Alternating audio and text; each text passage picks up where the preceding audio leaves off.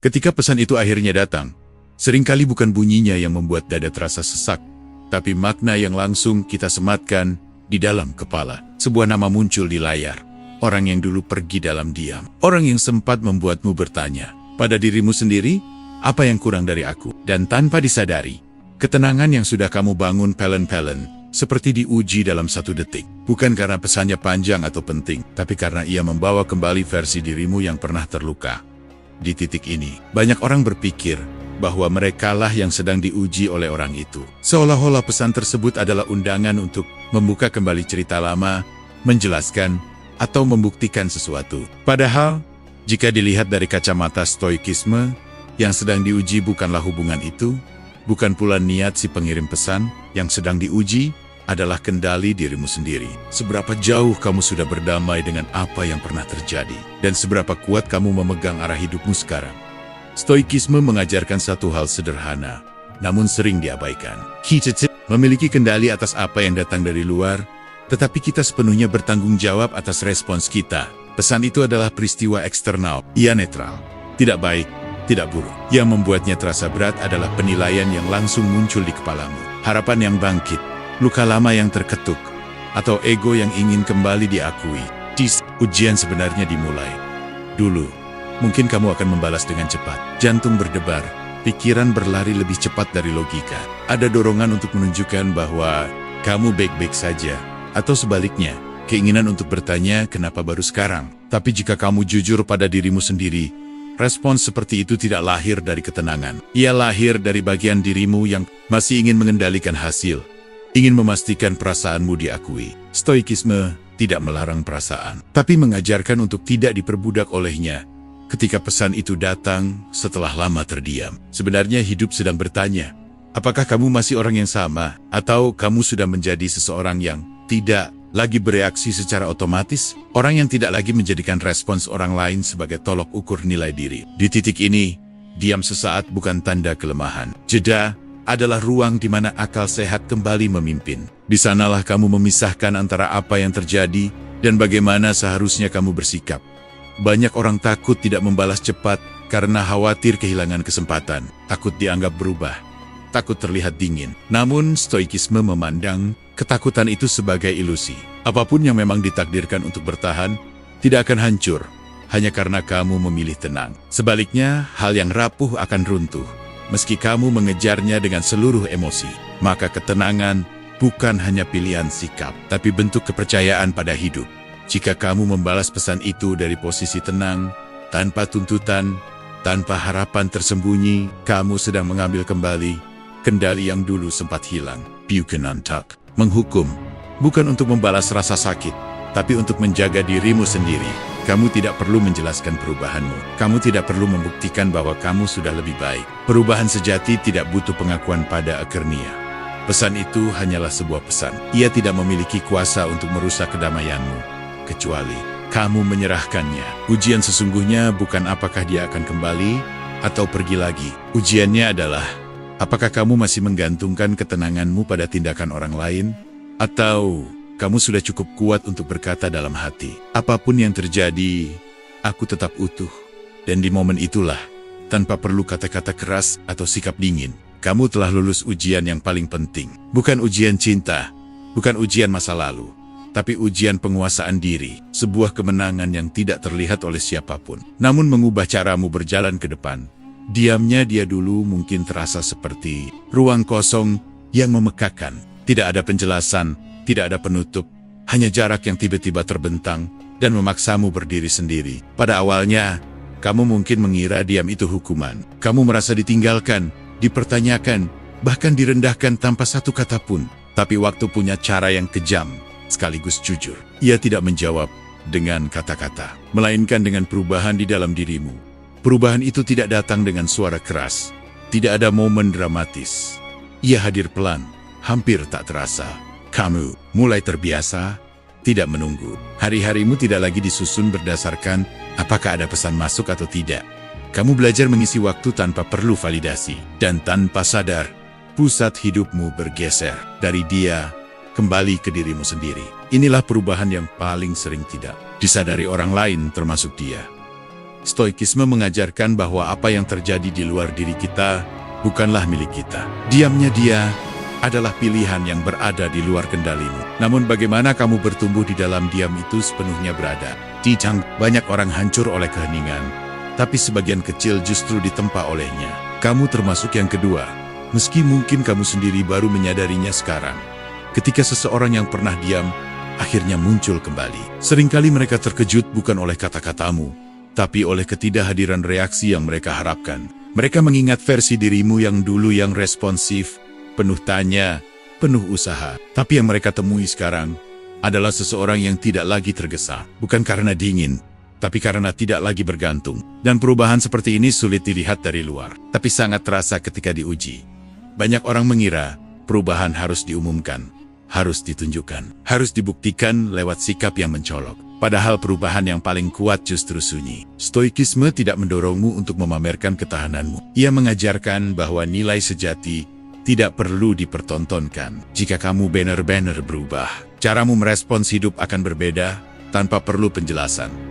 Diamnya dia dulu mungkin melukaimu, tapi di saat yang sama ia memberi ruang. Ruang untuk mengenal dirimu tanpa gangguan. Ruang untuk menyadari bahwa kamu bisa berdiri tanpa disambut. Dan ironisnya, ketika kamu sudah tidak lagi menuntut kehadiran, justru saat itulah kehadiran itu muncul kembali. Bukan sebagai hadiah, tapi sebagai ujian lanjutan.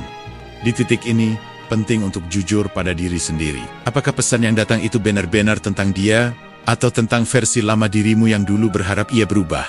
Stoikisme mengingatkan kita untuk tidak terjebak pada bayangan masa lalu. Apa yang sudah berlalu tidak memiliki kuasa kecuali kamu memberinya makna hari ini. Dan makna itu sekarang berada di tanganmu, bukan di tangannya. Perubahanmu mungkin tak terlihat oleh dunia, tapi ia terasa dalam caramu menahan diri. Dalam caramu tidak langsung bereaksi. Dalam caramu tidak merasa perlu menjelaskan jarak yang kini kamu jaga. Kamu tidak sedang bermain peran. Kamu hanya hidup dari pusat yang berbeda. Pusat yang lebih tenang, lebih sadar, dan tidak mudah diguncang oleh hal-hal yang dulu terasa menentukan segalanya. Jika dia tidak menyadari perubahanmu, itu bukan kegagalanmu. Stoikisme tidak mengajarkan kita untuk dipahami, tapi untuk selaras dengan diri sendiri. Dan jika dia justru merasa asing dengan ketenanganmu, itu adalah bukti paling jujur bahwa kamu memang sudah melangkah jauh. Kamu bukan lagi orang yang sama yang dulu ditinggalkan dalam diam. Diamnya dia telah selesai menjalankan perannya. Kini giliran perubahanmu yang bekerja, tanpa suara, tanpa tuntutan. Dan apapun yang terjadi setelah ini, satu hal sudah pasti, kamu tidak kembali ke titik awal. Kamu melangkah dari tempat yang lebih tinggi, tempat di mana ketenangan tidak lagi bergantung pada siapa yang datang atau pergi. Ketika seseorang yang lama menghilang tiba-tiba muncul kembali, pertanyaan pertama yang hampir selalu muncul di kepala adalah, kenapa sekarang? Nada pertanyaan itu terdengar wajar, bahkan logis. Tapi jika kamu perhatikan lebih dalam, pertanyaan itu jarang lahir dari rasa ingin tahu yang tenang. Ia lebih sering muncul dari kegelisahan yang belum sepenuhnya selesai. Dari bagian dirimu yang ingin memahami masa lalu, agar bisa mengendalikan perasaan hari ini. Stoikisme mengajarkan bahwa tidak semua pertanyaan membawa kita pada kebijaksanaan. Beberapa justru menjebak kita dalam lingkaran yang sama. Kenapa sekarang adalah salah satunya. Karena apapun jawabannya, ia tidak akan mengubah apa yang sudah terjadi. Ia hanya membuka pintu bagi asumsi, harapan, atau bahkan kekecewaan baru. Dan di sanalah banyak orang kembali kehilangan pijakan. Alih-alih bertanya tentang motif orang lain, stoikisme mengarahkan perhatian ke satu tempat yang benar-benar bisa kamu kendalikan. Dirimu sendiri. Bukan kenapa dia kembali sekarang, tapi apa artinya ini bagiku hari ini. Bukan apa yang dia inginkan, tapi apa yang aku butuhkan untuk tetap tenang. Pertanyaan-pertanyaan ini tidak mencari jawaban di luar, melainkan membangun kejelasan di dalam. Seringkali, orang ingin tahu alasan agar bisa merasa aman. Mereka berharap, jika alasannya masuk akal, maka rasa sakit lama akan mengecil. Harap, ketenangan tidak datang dari penjelasan, tapi dari penerimaan. Stoikisme menekankan bahwa kita tidak perlu memahami semua niat orang lain untuk hidup dengan utuh. Cukup memahami batas dan nilai diri sendiri. Saat pesan itu datang, Eda jeda Kessil. Sebelum kamu merespons, di jeda itulah pertanyaan yang tepat seharusnya muncul. Apakah aku ingin membalas karena sadar? Atau karena dorongan lama? Apakah respon ini selaras dengan hidup yang sedang kubangun? Atau hanya reaksi terhadap masa lalu? Pertanyaan pertanyaan. Ini tidak menghakimi, tapi membimbing. Mereka mengembalikanmu pada posisi pengamat, bukan korban situasi. Banyak orang merasa tidak sopan jika tidak segera membalas. Seolah-olah kecepatan adalah ukuran kedewasaan. Stoikisme justru melihat sebaliknya. Bertindak tanpa kejernihan adalah bentuk ketergesa-gesaan, bukan kepedulian. Kamu tidak berutang emosi kepada siapapun, apalagi kepada seseorang yang dulu memilih diam. Kesopanan tidak harus mengorbankan ketenangan. Jika kamu terus bertanya kenapa sekarang, kamu secara tidak sadar memberikan kendali pada orang lain. Seolah-olah makna hidupmu hari ini bergantung pada waktu dan keputusan mereka. Stoikisme mengajakmu memutus pola itu. Makna ditentukan oleh caramu merespons, bukan oleh alasan di balik pesan tersebut. Apapun motifnya, kamu tetap memiliki pilihan. Pada akhirnya, pertanyaan yang paling penting bukan tentang dia, tapi tentang dirimu yang sekarang. Apakah kamu masih mencari kepastian dari luar? Atau kamu sudah cukup kokoh untuk berdiri tanpa jawaban? Ketika kamu berhenti mengejar alasan dan mulai memegang prinsip, kamu akan merasakan pergeseran yang halus tapi kuat. Kamu tidak lagi reaktif, tapi reflektif. Dan di momen itu, tanpa perlu tahu kenapa sekarang, kamu sudah tahu apa yang harus dilakukan. Bukan karena kamu dingin, tapi karena kamu jernih. Bukan karena kamu menutup diri, tapi karena kamu akhirnya memilih dirimu sendiri. Tidak semua pesan yang masuk ke hidupmu pantas mendapatkan energimu. Kalimat ini terdengar sederhana, tapi sulit dijalani, terutama ketika pesan itu datang dari seseorang yang pernah punya tempat penting di hatimu. Nama yang muncul di layar seringkali membawa lebih dari sekadar kata. Ia membawa ingatan, harapan lama, dan emosi yang pernah kamu susun dengan susah payah. Dan tanpa sadar, energimu mulai tersedot, bahkan sebelum kamu membaca isinya. Stoikisme sejak awal mengingatkan bahwa energi batin adalah sumber daya yang terbatas. Bukan semua hal layak mendapat perhatian yang sama. Epictetus pernah menekankan bahwa penderitaan manusia bukan datang dari peristiwa, melainkan dari penilaian yang kita berikan pada peristiwa itu. Sebuah pesan hanyalah rangkaian kata. Yang berat adalah makna yang kamu tambahkan sendiri. Disitulah energi mulai bocor. Banyak orang merasa berkewajiban untuk menanggapi setiap pesan dengan penuh emosi. Seolah-olah itu bentuk kedewasaan atau kebaikan hati. Padahal seringkali, itu hanyalah refleks lama. Keinginan untuk tetap relevan, tetap dibutuhkan, atau tidak dianggap berubah.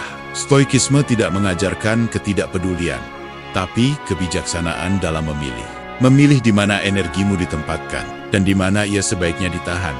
Ketika seseorang yang lama diam, tiba-tiba menghubungi. Pertanyaan penting bukanlah apa yang harus kubalas, melainkan apakah ini layak untuk mengganggu ketenanganku. Jika sebuah pesan membuatmu gelisah, memutar ulang luka lama, atau menarikmu kembali ke pola yang dulu menyakitkan, maka stoikisme menyarankan satu sikap yang sering disalahpahami. Bukan untuk menghukum, tapi untuk melindungi.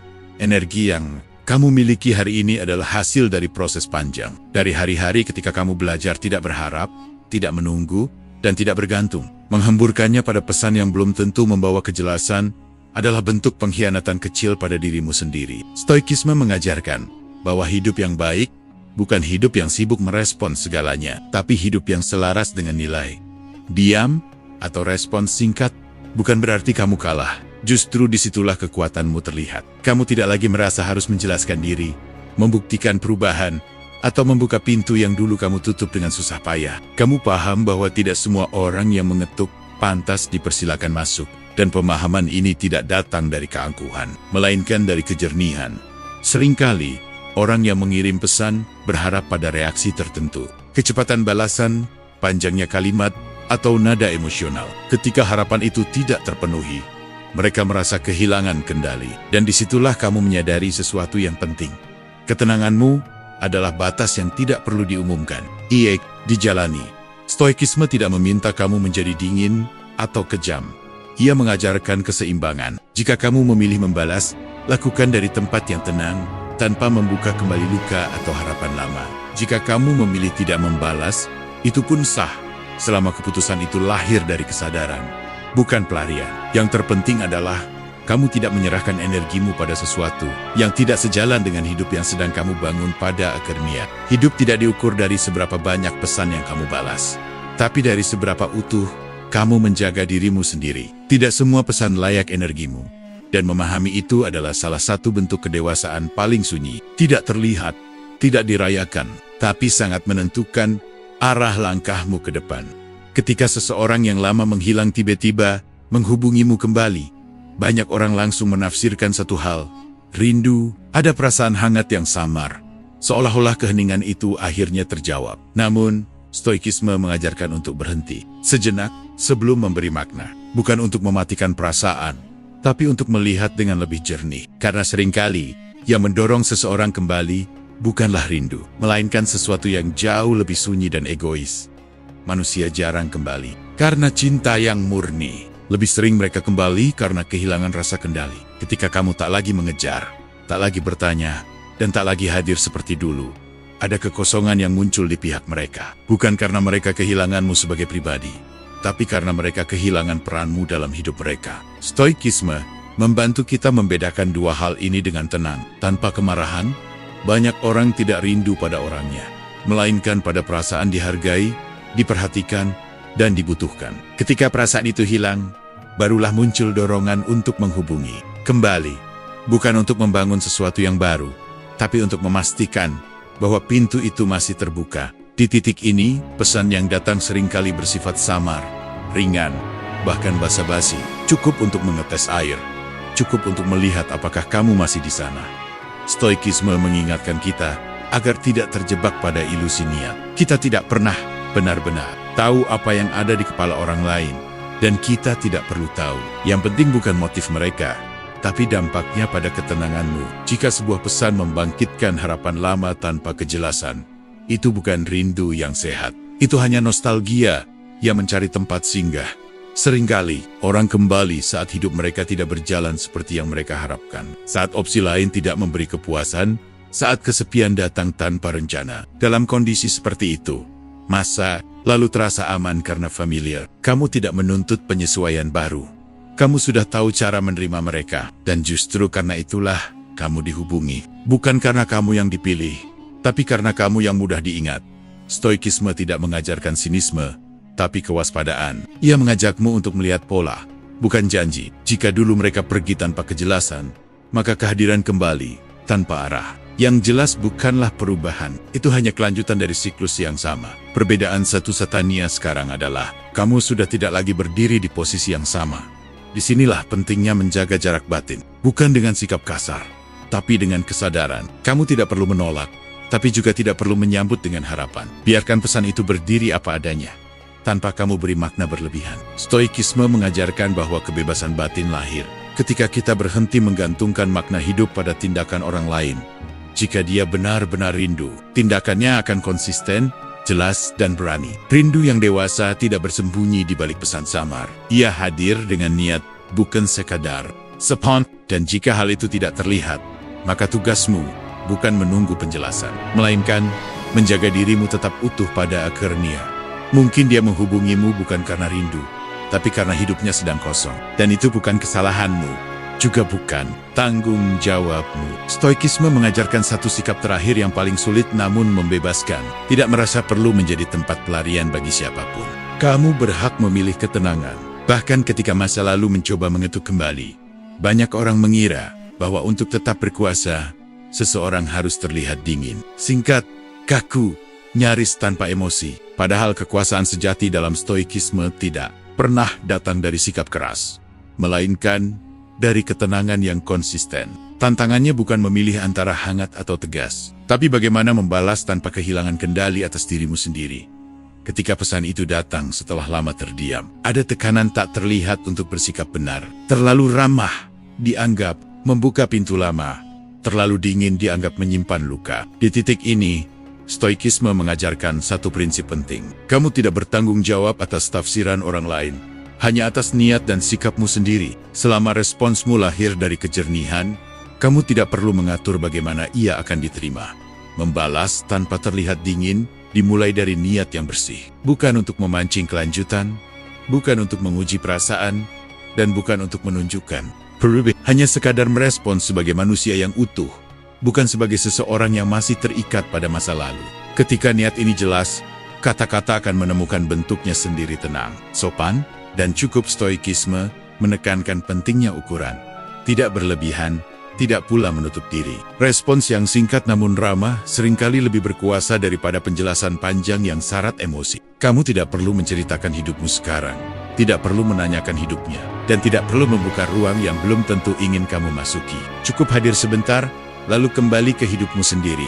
Banyak orang takut terlihat berubah, takut dianggap sombong atau tidak peduli. Padahal perubahan yang sejati memang terasa asing bagi mereka yang mengenal versi lamamu. Stoikisme mengajarkan untuk berdamai dengan ketidaknyamanan itu. Kamu tidak perlu mempertahankan citra lama hanya agar orang lain merasa nyaman. Ketulusan tidak selalu berarti keakraban. Berkuasa bukan berarti mengendalikan percakapan, tapi mampu mengakhirinya tanpa rasa bersalah. Jika setelah membalas kamu merasa tenang, itu pertanda kamu berada di jalur yang benar. Jika kamu justru gelisah dan menunggu balasan, mungkin ada bagian dirimu yang masih berharap. Stoikisme mengajakmu jujur pada sinyal-sinyal kecil ini. Karena di sanalah kebebasan batin diuji. Respons yang berkuasa tidak mencari efek. Ia tidak ingin membuat orang penasaran, tidak ingin memicu penyesalan, dan tidak ingin membalik posisi. Semua itu masih bentuk keterikatan. Kekuasaan sejati adalah ketika apapun reaksi mereka setelah itu, hidupmu tetap berjalan dengan arah yang sama pada Akernia. Membalas tanpa terlihat dingin adalah soal menjaga martabat tanpa membangun tembok. Kamu tetap sopan, tetap manusiawi, tapi tidak lagi mudah ditarik ke dalam pusaran lama. Stoikisme mengajarkan bahwa sikap seperti inilah yang paling sulit ditiru tenang, sederhana, dan tidak membutuhkan pengakuan. Dan justru karena itu, ia paling berkuasa. Ketika seseorang yang pernah pergi muncul kembali dalam hidupmu, banyak orang langsung menganggapnya sebagai undangan. Undangan untuk membuka kembali percakapan lama, parasan lama. Bahkan kemungkinan yang dulu tak sempat selesai. Ada samar yang menyelinap, seolah-olah hidup sedang memberi kesempatan kedua. Namun stoikisme mengajarkan sudut pandang yang lebih tenang dan jujur. Tidak semua yang datang kembali adalah tawaran. Sebagian adalah ujian. Ujian itu tidak selalu terasa keras. Ia sering datang dengan wajah ramah, pesan singkat, atau sapaan ringan. Justru karena itulah ia berbahaya. Ia tidak memaksamu, hanya mengingatkan pada versi dirimu yang dulu mudah tergerak, mudah berharap, dan mudah menaruh makna berlebihan. Stoikisme mengajakmu bertanya, bukan apa artinya ini, tapi apa yang sedang diuji dalam diriku. Banyak orang gagal dalam ujian ini karena mengira mereka sedang dipilih kembali. Padahal, seringkali yang terjadi adalah hidup sedang melihat, apakah kamu masih bisa ditarik mundur oleh pola lama? Apakah kamu masih merasa perlu menjelaskan diri? Membuktikan perubahan, atau menyelamatkan sesuatu yang dulu runtuh tanpa penjelasan. Jika kamu kembali ke sana, ujian itu terjawab. Stoikisme tidak melarang pertemuan ulang, tapi menuntut kesadaran penuh. Jika seseorang kembali tanpa arah yang jelas, tanpa tanggung jawab atas masa lalu, dan tanpa niat yang tegas, itu bukan undangan. Untuk melanjutkan, itu hanyalah cermin. Cermin yang memperlihatkan seberapa kuat batas yang sudah kamu bangun. Bukan untuk menghukum, tapi untuk menilai. Ujian ini seringkali terasa sunyi, karena tidak ada jawaban benar yang diumumkan. Tidak ada tepuk tangan ketika kamu memilih tenang. Tidak ada pengakuan ketika kamu tidak terbawa arus. Tapi stoikisme mengingatkan bahwa kebajikan tidak membutuhkan saksi. Ia hidup di dalam keputusan-keputusan kecil yang tidak dilihat orang lain. Jika kamu menyambut kembalinya seseorang dengan kesadaran bahwa kamu tidak berutang apapun pada masa lalu, kamu sedang naik kelas. Kamu bisa bersikap sopan tanpa membuka pintu. Kamu bisa merespons tanpa mengundang kelanjutan. Disitulah ujian ini menjadi jelas. Bisakah kamu tetap utuh tanpa perlu menutup diri atau menyerah? Banyak orang merasa bersalah ketika tidak memanfaatkan kesempatan ini. Seolah-olah menolak atau menjaga jarak adalah bentuk kegagalan. Stoikisme mematahkan ilusi itu. Menjaga diri bukan kegagalan, melainkan kebijaksanaan. Tidak semua kesempatan adalah kemajuan. Sebagian hanya pengulangan dengan wajah baru pada Akernia.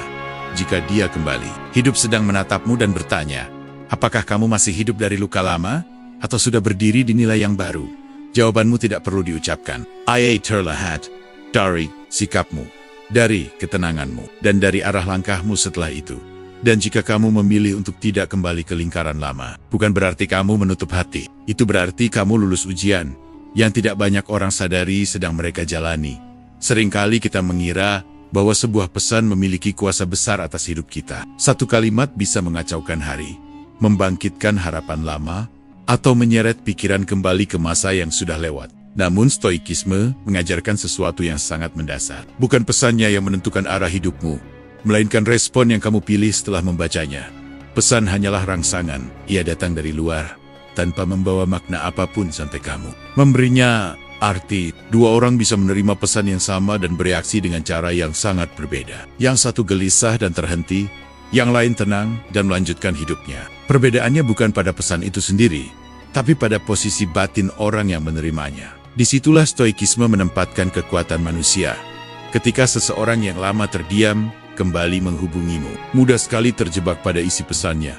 Kata-katanya dianalisis, nadanya ditafsirkan, waktunya dipertanyakan. Tanpa sadar, fokusmu berpindah dari hidup yang sedang kamu bangun ke sesuatu yang sudah berlalu. Stoikisme mengingatkan bahwa setiap kali kamu bereaksi tanpa sadar, kamu sedang menyerahkan arah hidupmu pada hal yang tidak kamu kendalikan. Respon yang kamu pilih adalah cermin dari nilai yang kamu pegang. Jika kamu membalas dengan tergesa, itu bukan karena pesannya mendesak, tapi karena ada bagian dalam dirimu yang belum selesai. Jika kamu memilih jeda, itu bukan karena kamu ragu, tapi karena kamu menghormati ketenangan yang sudah kamu bangun. Stoikisme tidak menilai cepat atau lambat, panjang atau singkat. Ia menilai kesadaran di baliknya.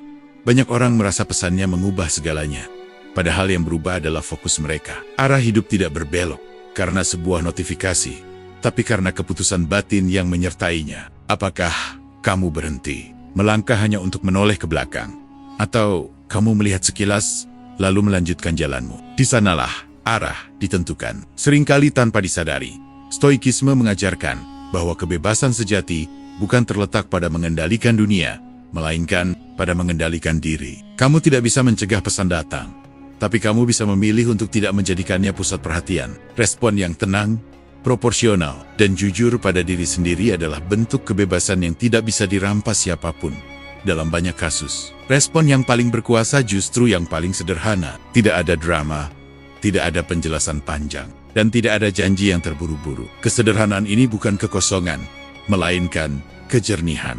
Kamu tidak sedang menghindar, kamu sedang memilih untuk tidak terseret pada ekornya. Hidupmu tidak ditentukan oleh siapa yang menghubungimu kembali, tapi oleh bagaimana kamu berdiri setelah itu. Responmu adalah kemudi, pesannya hanyalah ombak. Dan selama kamu memegang kemudi itu dengan sadar, arah hidupmu tetap milikmu, bukan milik siapapun yang datang dan pergi di dunia yang serba cepat. Kita diajarkan bahwa kecepatan adalah tanda kepedulian. Semakin cepat membalas, semakin dianggap peduli. Semakin cepat bereaksi, semakin terlihat dewasa. Namun, stoikisme berdiri di arah yang berlawanan. Ia tidak memuliakan kecepatan, melainkan kejernihan. Dan kejernihan hampir selalu membutuhkan jeda.